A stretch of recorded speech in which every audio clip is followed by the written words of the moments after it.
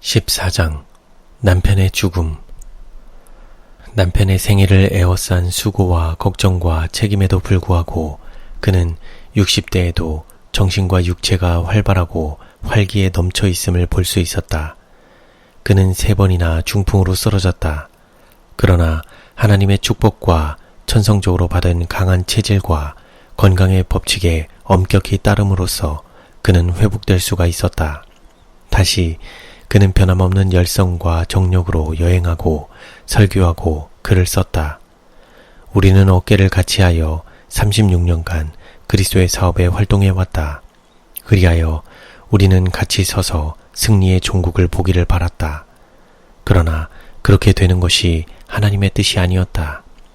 젊은 시절에 택한 보호자, 내 생애의 반려자, 나의 수고와 고난의 동참자는 내 곁에서 떠나갔다. 그리하여 나는 혼자서 사업을 마치고 싸움을 싸우도록 홀로 남았다.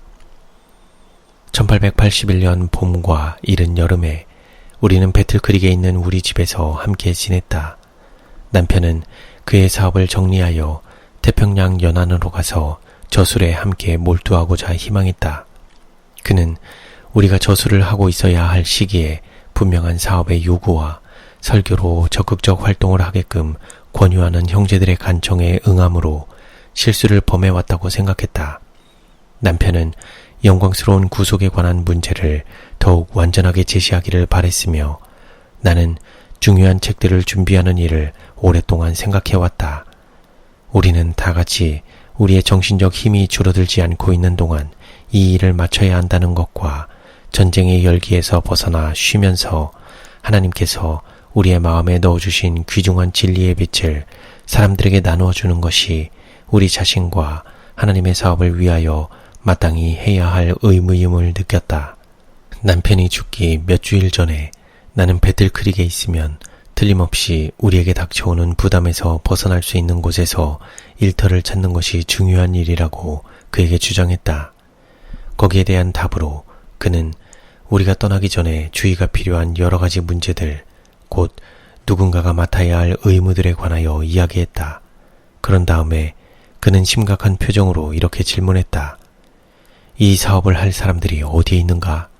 우리의 기관들을 이기심 없이 돌봐주고 그들에게 미치는 어떤 영향도 받지 않고 정의를 위하여 굳게 설 사람들이 어디에 있겠는가?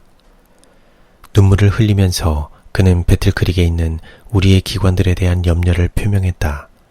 그는 다시 이렇게 말하였다. 나는 이 기관들을 세우기 위하여 생애를 바쳐왔다. 그 기관들을 떠나는 것은 마치 죽음과 같다.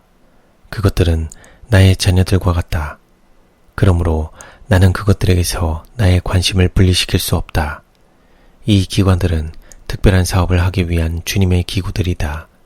사단은 주님께서 사람들의 구원을 위하여 일하고 계시는 모든 수단들을 방해하고 부숴버리고자 애쓰고 있다. 만일 큰 원수가 이 기관들이 세상의 표준을 따르게 할 수만 있으면 그의 목적은 이루어진다. 사람을 적재적소에 두는 것이 내가 가장 크게 마음을 쓰는 점이다. 만일 책임 있는 위치에 있는 사람들이 도덕적 힘이 약하고 원칙에 확고하지 못하고 세상을 향해 가는 경향이 있을 것 같으면 많은 사람들이 그렇게 이끌려갈 것이다. 악한 영향력이 우세해서는 안 된다. 나는 이 기관들이 그릇되게 운영되거나 그것들이 존재하게 된 목적에서 벗어나는 것을 보게 된다면 살기보다는 차라리 죽기를 원한다. 이 사업과의 관계에 있어서 나는 출판 사업과 가장 오랫동안 또한 가장 밀접하게 관련되어 왔다. 사업의 이 분야에 몰두함으로써 나는 3번이나 중풍으로 쓰러졌다. 하나님께서 나에게 정신적, 육체적 힘을 새롭게 해주신 지금 나는 이전에 결코 봉사한 적이 없는 그런 정도로 그분의 사업에 봉사할 수 있으리라고 생각한다. 나는 출판 사업이 번영하는 것을 반드시 보아야 한다. 그 사업은 바로 나의 존재 자체와 함께 관련되어 있다. 만일 내가 이 사업에 대한 관심을 잊어버린다면 내 손에 글 쓰는 재주가 있다 한들 무슨 소용이 있겠는가? 우리는 7월 23일과 24일 안식일과 일요일에 찰로테에서 열리는 장막회에 참석하기로 약속했다. 내가 건강이 좋지 못했기 때문에 우리는 마차를 타고 여행하기로 했다. 도중에 남편은 기분이 좋은 것처럼 보였다. 그러나 한편 엄숙한 마음이 그에게 머물렀다. 그는 받은 바 축복과 자비로 인하여 거듭 주님을 찬양하고 과거와 미래에 관한 자신의 소신을 서슴없이 표현했다. 주님은 선하심으로 크게 찬양을 받으셔야 한다. 그분은 어려운 때에 도와주시는 분이시다. 장래가 어둡고 불안할지라도 주님께서는 이런 일 때문에 우리가 고통받지 않게 하실 것이다. 환난이 다가올 때 그분께서는 견딜 수 있는 은혜를 우리에게 주실 것이다. 주님께서 우리에게 어떠한 분이 되어주셨으며 우리를 위하여 어떤 일을 해주셨는가 하는 것은 너무도 감사해야 할 일이기 때문에 우리는 결코 원망하거나 불평할 수 없다. 우리의 수고와 괴로움과 희생은 모든 사람에게 결코 완전히 이해될 수 없다. 나는 이러한 일로 스스로 괴로움을 당함으로 마음의 평안과 하나님의 축복을 상실해 온 것을 안다. 나의 동기가 잘못 판단되고 형제들을 도와주고 격려하고 강하게 해주기 위한 최선의 노력이 거듭거듭 나에게서 등을 돌리는 결과가 되는 것은 나에게 어려운 일처럼 보였다. 그러나 나는 예수님과 그분의 실망을 기억해야 했다. 그분께서 축복하시고자 오신 자들에게 인정받지 못하신 것이 그의 심령을 슬프게 했다. 나는 하나님의 자비와 인자를 생각하고 그분을 더욱 찬양하며 나의 형제들의 배은 망덕에 대한 불평을 줄여야 했었다. 만일 내가 주님을 원망하는 마음을 모두 버리고 다른 사람들이 내게 대하여 말하고 행동한 것에 관하여 보다 적게 생각했을 것 같으면 나는 더 많은 평안과 기쁨을 소유하게 되었을 것이다. 이제 나는 말이나 행동으로 범죄하지 않도록 먼저 내 자신을 지키고 형제들이 바른 길을 걸어가도록 도와주기 위하여 노력할 것이다. 나는 내가 당한 부당한 취급을 한탄하기 위하여 멈추지 않을 것이다. 나는 마땅히 기대해야 할 것 이상으로 사람들에게 기대해왔다. 나는 하나님과 그분의 사업을 사랑하며 또한 형제들을 사랑한다. 나는 여행을 계속하는 동안 이것이 우리가 함께 여행하는 마지막 기회가 될 줄은 거의 생각하지 않았다. 기후는 갑자기 숨막힐 듯한 더위에서 쌀쌀한 추위로 바뀌었다. 남편은 감기에 걸렸다. 그러나 건강이 양호했기 때문에 그는 영구적인 상해를 받지 않을 것이라고 생각했다. 나는 찰로테에서 열린 집회에서 진리를 매우 분명하고 능력있게 제시하면서 활동했다. 그는 자신이 가장 좋아하는 문제에 매우 깊은 관심을 나타내는 사람들에게 설명할 때 느낀 기쁨을 이야기하면서 이렇게 말했다. 내가 다른 사람들에게 생명의 떡을 떼어주고 있는 동안 주님께서는 진정으로 나의 마음을 생기있게 해주셨다. 거의 미시간 전역에서 사람들이 열렬하게 도움을 구하고 있었다. 나는 이 시대에 적절한 진리로 그들을 위로하고 격려하고 강하게 해주고자 얼마나 열망했던가. 집으로 돌아오자 나의 남편은 기분이 약간 안 좋다는 말을 했으나 평상시와 같이 자신의 일에 열중했다. 매일 아침 우리는 집 가까이에 있는 숲속을 찾아가서 합심하여 기도했다. 우리는 우리의 의무를 알고자 열망했다. 여러 곳에서 장막 부흥회에 참석해달라고 권유하는 편지들이 계속해서 오고 있었다. 저술에 전념하기 위한 우리의 결심에도 불구하고 이 중요한 집회들에서 우리의 형제들을 만나는 일을 거절하기는 어려웠다. 우리는 올바른 길을 깨닫기 위하여 지혜를 달라고 열렬하게 간구했다. 안식일 아침에 우리는 평소와 같이 함께 숲속으로 찾아갔다. 나의 남편은 3차례에 걸쳐 가장 열렬하게 기도했다. 그의 기도는 응답되었고 평안과 빛이 우리의 마음에 깃들었다. 그는 주님을 찬양하고 이렇게 말했다. 이제 나는 모든 것을 주님께 맡깁니다. 나는 즐거운 하늘의 평안을 느끼며 주님께서 우리가 해야 할 의무를 보여주실 것이라는 보증을 느낍니다. 왜냐하면 우리가 그분의 뜻을 행하고자 열망하고 있기 때문입니다. 그는 나와 함께 성전에 가서 찬미와 기도로 예배를 시작했다. 그것이 그가 강단에서 나의 곁에 선 마지막 시간이었다. 그 다음 월요일에 그는 심한 한기가 들었다. 그 이튿날은 나 역시 그렇게 되었다. 우리는 치료를 받기 위하여 함께 요양원으로 옮겨졌다. 금요일에 나의 병세는 훨씬 좋아졌다.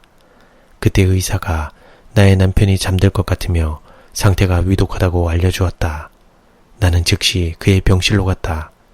그의 얼굴을 보는 순간 나는 그가 죽어가고 있음을 알았다. 그는 이야기하는 말을 다 알아듣기는 해도 모든 질문에 대하여 네, 아니오라는 말로만 대답할 수 있었으며 그 이상은 말을 할 수 없는 것처럼 보였다. 운명하고 있는 것 같다고 그에게 말했으나 그는 전혀 놀라지 않았다. 예수님이 그에게 귀중한 분이었냐고 내가 질문하자 그는 네, 네 라고 대답했다. 살고 싶은 욕망이 없습니까? 라고 묻자 그는 네 라고 대답했다. 우리는 그의 곁에서 무릎을 꿇고 그를 위하여 기도했다. 평화로운 표정이 그의 얼굴에 나타났다. 나는 그에게 예수님이 당신을 사랑합니다. 그분의 영원한 팔이 당신을 안고 있습니다. 라고 말했다. 그러자 그는 네 라고 반응했다. 스미스 형제와 다른 형제들이 그의 병상 주위에서 기도를 드리고 또한 물러가서도 그 밤의 대부분을 기도로 보냈다. 남편은 아픔을 느끼지 않는다고 말했다. 그러나 그는 분명히 급격히 쇠약해 가고 있었다. 켈로그 의사와 그의 조력자들은 있는 힘을 다하여 그를 죽음에서 돌이키고자 노력했다. 그리하여 그는 서서히 회복되었으나 계속해서 매우 약했다. 다음 날 아침 그는 약간 회복되는 것처럼 보였으나 정오쯤 되었을 때 오한이 나면서 무의식 상태가 되었다. 1881년 8월 6일 안식일 오후 5시 그는 아무런 고통이나 괴로움도 없이 조용히 숨을 거두었다. 그처럼 갑작스럽게 또한 예기치 않게 다가온 남편의 죽음은 나에게 너무도 큰 충격을 주었다. 허약한 상태에도 불구하고 나는 혼신의 힘을 다해서 마지막까지 그의 병상 곁에 머물러 있었다.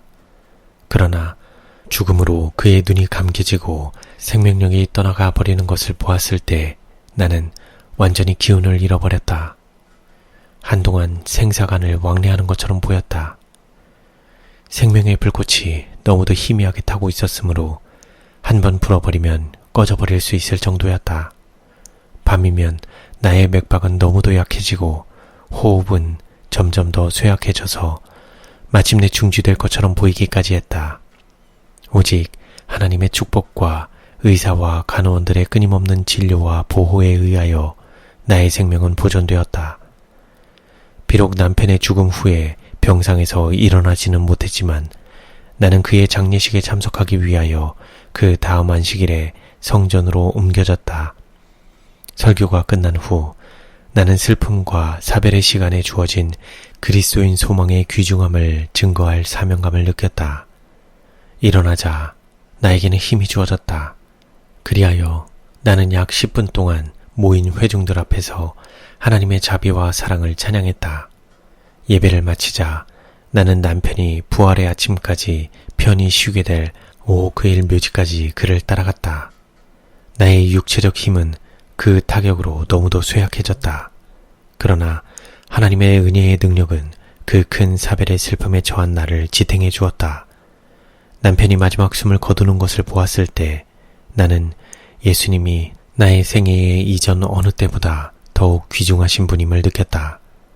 첫 아이가 죽음으로 눈을 감았을 때 나는 주신 자도 여호와시오 취하신 자도 여호와시오니 여호와의 이름이 찬송을 받으실지니이다 라고 말할 수 있었다. 그 당시에 나는 예수님 안에서 위로자를 발견한 것을 느꼈다.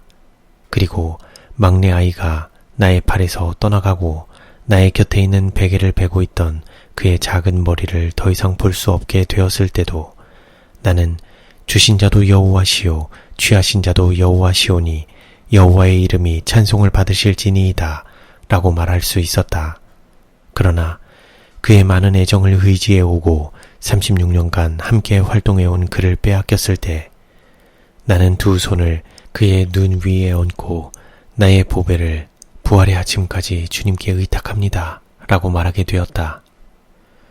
그가 죽는 것을 보고 많은 친구들이 나를 위로하는 것을 보았을 때 나는 십자가상에 달려 계신 예수님의 죽음과 얼마나 대조적인가 라고 생각했다. 너무나 뚜렷한 대조가 아닌가. 그분께서 고통을 당하고 계시는 동안 욕하는 자들은 그분을 조롱하고 비웃었다. 그러나 그분께서 돌아가셨다. 그분께서는 무덤을 밝혀주시고 희망의 빛으로 찬란하게 해주시고자 그곳을 통과하셨다. 그리하여 우리가 죽음이라는 사건 앞에서도 기쁨과 소망을 갖게 하고 우리의 친구들이 예수님 안에서 잠들어 쉬게 될 때 그들을 다시 만나게 될 것이라고 말할 수 있게 해주었다. 때때로 나는 남편과 사별할 수 없을 것이라고 느꼈었다. 그러나 너희는 가만히 있어 내가 하나님 됨을 알지어다 라고 하신 말씀이 나의 마음에 새겨지는 것처럼 느껴졌다. 나는 상실의 슬픔을 강하게 느꼈으나 쓸데없는 슬픔에 잠기지는 않았다. 그렇게 할지라도 죽은 자를 살아나게 할 수는 없을 것이었다.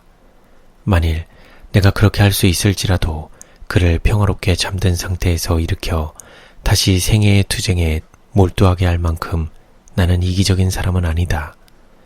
피곤해 지친 전사처럼 그는 잠자기 위하여 누워있다. 나는 그가 휴식을 취하고 있는 장소를 기쁜 마음으로 쳐다볼 것이다. 나와 나의 자녀들이 쓰러진 그를 자랑스럽게 기억할 수 있는 최선의 길은 그가 남겨놓은 사업을 맡아서 예수님의 능력으로 완성시키기 위하여 추진해가는 것이다. 우리는 그에게 허락되었던 여러 해 동안의 유능한 활동을 감사해야 할 것이다. 그리하면 그를 위하여 또한 그리스도를 위하여 우리는 그의 죽음에서 결코 잊을 수 없는 교훈을 배우게 될 것이다. 우리는 이 사별의 슬픔을 살아있는 사람들에게 더욱 친절하고 온유하고 관대하고 참을성 있고 사려 깊게 해주는 기회로 삼아야 할 것이다. 나는 나의 구속주가 나와 함께 하실 것이라는 사실을 충분히 믿고 혼자서 평생 사업을 맡게 되었다. 우리는 잠깐 동안 전쟁을 치르게 될 것이다. 그리스도께서 오시면 이 투쟁의 장면은 곧 끝날 것이다. 그때 그리스도와 함께 일을 하여 그분의 왕국을 발전시키고자 행한 우리의 모든 노력이 끝나게 될 것이다. 전쟁에 앞장서서 밀려오는 악을 용감하게 저항하고 있던 어떤 사람들은 의무를 수행하는 중에 쓰러진다. 살아있는 사람들은 쓰러진 영웅들을 슬픈 마음으로 쳐다본다. 그러나 활동을 중단할 시간은 없다. 그들은 그 대열을 채우고 죽음으로 감각을 잃은 손에서 깃발을 취하여 새로워진 정력으로 그리스도의 진리와 영광을 옹호해야 한다. 과거에 결코 없었던 정도로 죄에 대하여 흑암의 세력에 대하여 저항해야 한다. 시대는 현대 진리를 믿는 사람들에게서 정력적이요 적극적인 활동을 요구한다.